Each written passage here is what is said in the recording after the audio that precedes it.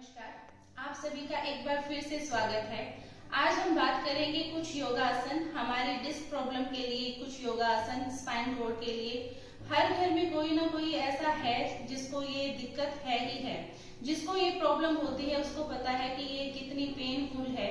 मुझे खुद भी थी, काफी लंबा टाइम रही हूँ और इस हद तक थी कि मैं बेड से करवट भी नहीं ले पाती थी। मैंने खुद को भी योगा से ही ठीक किया है और मैं चाहती हूँ कि जो पेन मैंने सहन किया है वो दूसरे सहन ना करें। तो इसलिए मैं आपके लिए लेके आई हूँ बहुत ही आसान छोटे छोटे आसन हैं। मेरा कोई भी आसन ऐसा नहीं होता कि जो बूढ़ा ना कर सके या बीमार ना कर सके। बहुत इजी आसन है, इफेक्टिव आसन है, विद इन वीक आपको रिजल्ट मिलेगा। तो कंटिन्यू करते हैं बिना टाइम वेस्ट किए हमारे मरकट आसन। मरकट आसन के हमारे रहेंगे 4 भाग। तो करते हैं हमारे मरकट आसन की शुरुआत। इस तरह से आपको हाथ शोल्डर के इक्वल रखने हैं। अपने पंजों को और अपने घुटनों को एक साथ लेकर आना है। इस तरह से दोनों जुड़े हुए रहेंगे, गर्दन अपोजिट और पैर गर्दन से अपोजिट जाएंगे। इस तरह से कुछ सेकंड होल्ड करेंगे। मैं ज्यादा सेकंड होल्ड नहीं कर सकती, तो कुछ सेकंड इस तरह से होल्ड करेंगे, कम से कम 10 सेकंड। वापस आएंगे, फिर दूसरी साइड जाएंगे और फिर होल्ड करेंगे। ये हमारा है पहला मरकट आसन। अब हम करते हैं दूसरा मरकट आसन। हाथों सेम इसी तरह रहेंगे, शोल्डर के इक्वल ही रहेंगे हाथ, लेकिन जो हमारे पैर हैं वो बदलते रहेंगे। पैर हमारे हिप्स के इक्वल हो जाएंगे, हिप से थोड़ा सा बाहर कह सकते हो आप, हिप से थोड़ा बाहर जाएंगे। हमारा एक घुटना हमारी एडी को टच करेगा। इस तरह से गर्दन पहले की तरह अपोजिट, पैर ऐसे। कुछ सेकंड रुकेंगे, वापस आएंगे, देन अपोजिट साइड, फिर वापस आएंगे। ये था हमारा दूसरा मरकट आसन। अब करते हैं हम तीसरा मरकट आसन। इसमें हमारा पैर पूरा सीधा रहेगा। एक पैर जिस तरह से आप देख रहे हैं मुड़ा रहेगा। आप चाहे तो हल्का सा आप इसको अपने घुटने पे भी रख सकते हैं और पहले की तरह ही अपोजिट जाना है, इस तरह से। फिर कुछ सेकंड होल्ड, वापस पैर सीधा, दूसरा पैर हम मोड़ेंगे, गर्दन अपोजिट जाएगी, इस तरह से। ये था हमारा तीसरा मरकट आसन। अब हम करेंगे हमारा चौथा मरकट आसन। पैर सीधे रहेंगे बट एक पैर दूसरे पैर पे इस तरह से क्रॉस सिचुएशन में आप देख सकते हो कि ऐसे हो जाएगा और फिर आपको ऐसे ही अपोजिट जाना है। जो पैर आपका ऊपर आएगा वही पैर आपका गर्दन से अपोजिट जाएगा, याद रखना। देखो इस तरह से। ये हमारे थे मरकट आसन के चारों भाग। अब हम करेंगे भुजंगासन। भुजंगासन के हमारे रहेंगे 3 भाग। एक तो हमारा रहेगा सर्पासन, भुजंगासन पार्ट 1 और भुजंगासन पार्ट 2। ये तीनों मरकट आसन हैं। अभी तक आपने देखा ही होगा कि सारे मरकट आसन हमारे जितने भी थे बहुत इजी है, किसी भी एज का बंदा इनको आराम से कर सकता है। सर्पासन में हमारे हाथ थोड़े आगे रहेंगे। आप एक बार फोकस करिए कि जो हमारे हाथ है हमारे शोल्डर से थोड़ा सा आगे इस तरह से आएंगे। सिर्फ हमारी गर्दन उठेगी, बाकी कोई पार्ट उठेगा ही नहीं। सांस भर के जाना है और कुछ सेकंड होल्ड रखना है।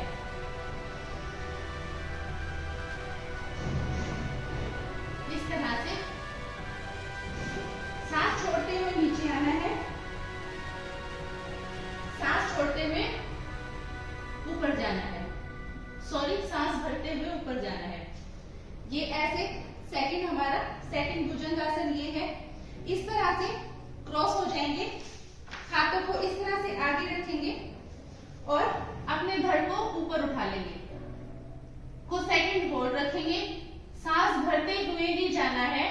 कम से कम 50% आपका ना सांस भरने और सांस छोड़ने का असर पड़ेगा आपके ऊपर, तो सांस को आपको कंटिन्यू साथ रखना ही रखना है। अब हम करेंगे भुजंगासन। तीसरे भुजंगासन में हमारे चेस्ट के इक्वल हमारे हाथ रहेंगे इस तरह से, और हमारा धड़ ऊपर जाएगा। सांस भरते हुए जाएंगे और सांस छोड़ते हुए वापस आएंगे। सांस भरते हुए जाएंगे, सांस छोड़ते हुए नीचे आएंगे। ये हमारे थे तीनों भाग भुजंगासन के। पहले में क्या है कि धीरे धीरे धीरे अगर आपने नोट किया हो तो ये हमारी रीढ़ की पूरी हड्डी पे इफेक्ट डालते हैं, इसीलिए हमने स्टार्टिंग से, और ये तीनों भुजंगासन के अलग अलग हमारे पार्ट के। ठीक है, अब हम करेंगे सल्भासन। सल्भासन के है, एक पूर्ण सल्भासन है और एक 1 बाय 1 लेग से है। तो स्टार्टिंग में जो जिनको ज्यादा दिक्कत है तो वो 1 बाय 1 से कर सकते हैं। कर सकते हो तो बहुत अच्छी बात है, दोनों पैरों से भी करना। ठीक है, इसमें हमको एक हाथ और एक पैर उठाना है, अपोजिट रहेगा। याद रखना कि अपोजिट रहेगा। अगर आप ये हाथ उठाएंगे तो आपको ये पैर उठाना है। ठीक है, स्टार्ट करते हैं। सांस भरते हुए जाना है,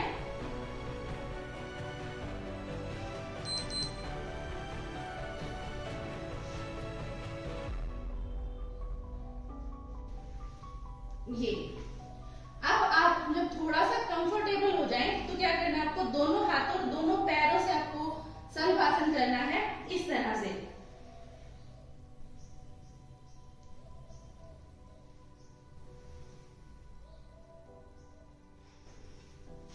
अब करेंगे धनुरासन। पूर्ण धनुरासन नहीं करना है, डरने की कोई बात नहीं है।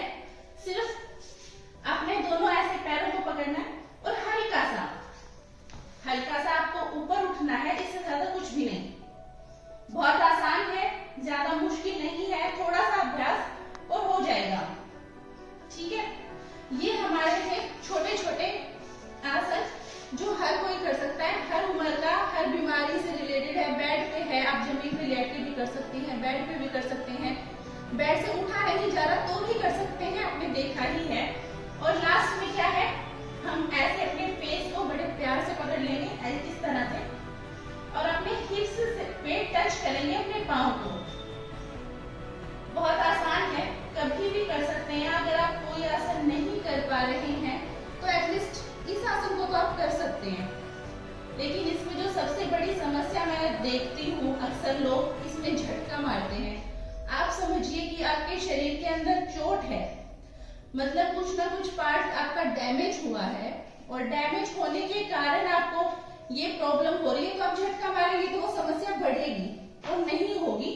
तो कोई भी एक्सरसाइज आपको झटका मार के नहीं करनी है।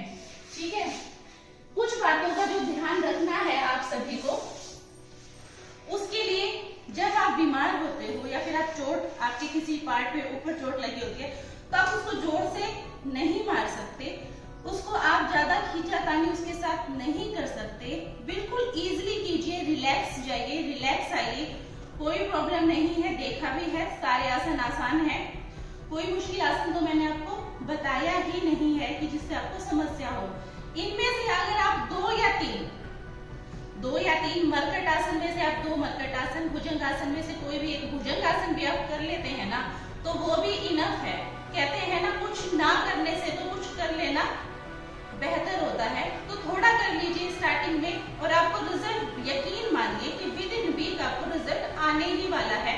जबरदस्ती मन के साथ करनी है, मन को मनाना है एक्सरसाइज करने के लिए, तन के साथ जबरदस्ती नहीं करनी है। वो धीरे धीरे धीरे कैपेसिटी बढ़ती ही चली जाएगी। स्टार्टिंग में 10-10 कीजिए, 20-20 कीजिए, बाद में 50-50 कर सकते हैं। होल्ड करते हुए, सांस भरते हुए सारी एक्सरसाइज करेंगे। जैसा मैंने आपको बताया कि जब आपको प्रॉब्लम है तो आपको फटाफट नहीं करना है, 10-10 सेकेंड का होल्ड करके, रिलैक्स करके, बिल्कुल मन को शांत करके करना है। सबसे बड़ी बात जो मैं लास्ट में हमेशा कहती हूँ कि आप जब कुछ भी नहीं कर रहे तो कम से कम डीप ब्रीथिंग कंटिन्यू पूरा दिन कीजिए। अगर आप डीप ब्रीथिंग करते हैं तो बहुत सारी समस्याएं अपने आप ही सोल्व हो जाती है। कि समस्याएं क्या है?